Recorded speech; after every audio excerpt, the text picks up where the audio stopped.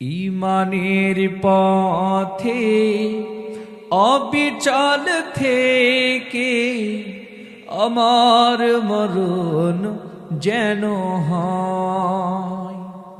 ঈমানের পথে অবিচল থেকে আমার মরণ যেন হয়।